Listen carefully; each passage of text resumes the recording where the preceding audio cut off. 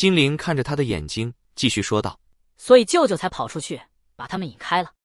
话毕，金陵便不再出声，只是静静地看着魏无羡。魏无羡突然很想喝水，要很凉的水，可以让他从这种忽冷忽热的感觉中脱离出来。一杯水恰好递到他手边，他自然而然地一接，将水杯抵到唇边，一饮而尽。只听蓝忘机道：你如何知道的？金陵立刻回答：舅舅在观音庙回来后一直郁郁不快，我来陪他时，他让我帮他捎一堆信，我看收件人全部都是你，便偷偷藏了一封回来自己看了看。舅舅他一直希望把这件事告诉你，但是就像你当年没有说金丹的事一样，现在的他也说不出来了。既然他说不出来，那就让我来说。魏无羡看着他一副大义凛然的样子，有些好笑，又有些眼热。他吸了口气，一巴掌拍到金陵头上：你还敢偷看你舅舅的信了？让他知道他不打断你的腿。金陵有些心虚，被打之后难得没有反抗，小声道：还不是为了你们。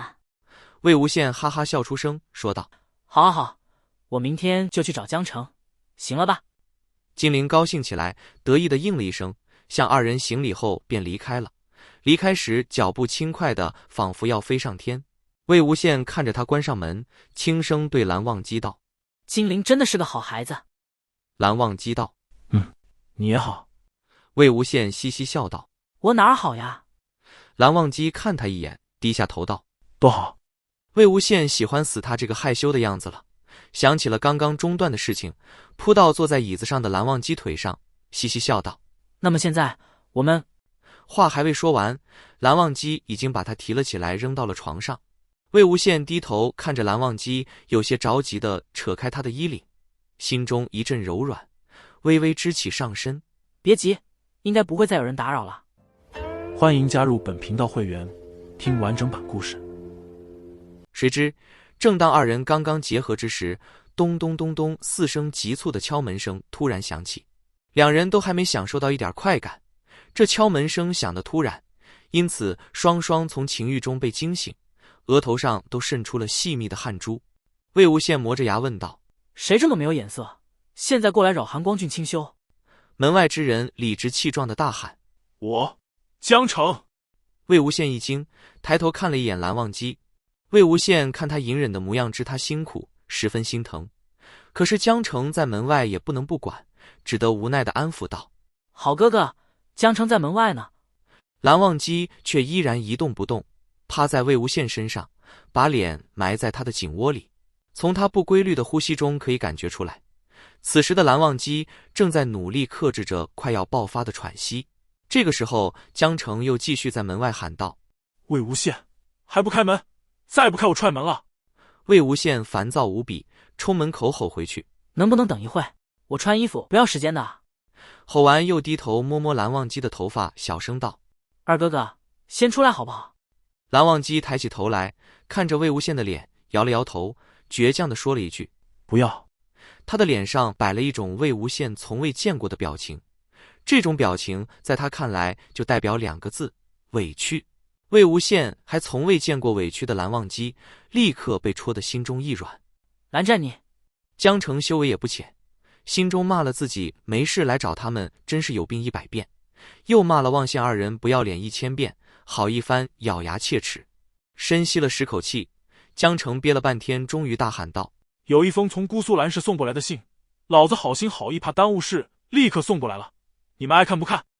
话毕，就听见魏无羡哑着嗓子在里面道：知道知道啊，艾兰，你放门口，我穿好衣服就去拿。可惜江城才听了到第一个蓝字，就立刻飞身离开了。后面魏无羡在啊中说出来的话，他一句也没听到。欢迎加入本频道会员，听完整版故事。等到二人终于在床上躺好后，魏无羡意识已经不清楚了，窝在蓝忘机的怀里，闭着眼道：蓝湛，你真是要玩死我了！要是那时候真带你去船上，估计当时就被操死了。蓝忘机也不反驳，只是低头亲了亲他的头发。魏无羡含糊道：晚安，蓝湛。蓝忘机静了一会儿，等魏无羡已经完全睡着，才道：晚安，魏婴。想了想，又接了一句：下次试试。卯时，虽天已大亮，但莲花坞内仍是一片静悄悄的，只有几个仆从偶尔走来走去，均是脚步轻轻，似是在忙碌着搬运什么东西。一扇门吱呀响了一声，紧接着便有一个白衣胜雪的人从门内走了出来，微微俯身从地上拾起了一个什么东西，皱起眉看了一眼，便又回了房间。不必多说，此人便是蓝忘机。昨夜好事被接连打断，蓝忘机心里憋了一口气，把魏无羡好一番折腾，收拾完已是半夜。魏无羡此时自是起不来，蓝忘机却已经照常睁开了眼睛，这才想起来昨晚被扔在门外的信件，便起身去取。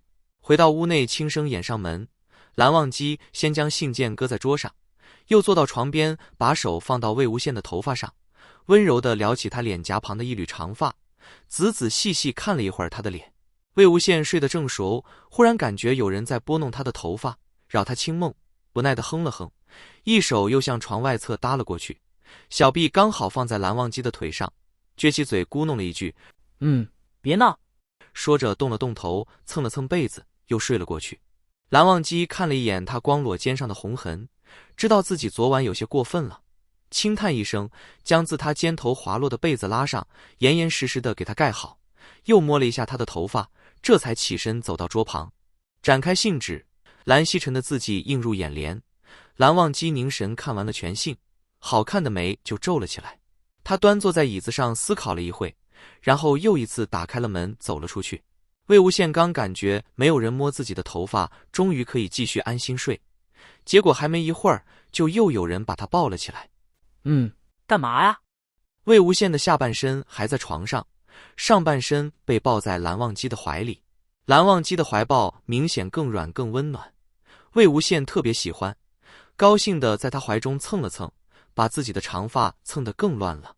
蓝忘机看着在他怀里蹭来蹭去的毛茸茸的脑袋，莫名想起了云深不知处里爱在他怀里蹭的兔子，心中愈加柔软，刚刚因为来信而产生的忧虑顿时散去不少，开口的声音也十分柔软：“魏婴，该起了。”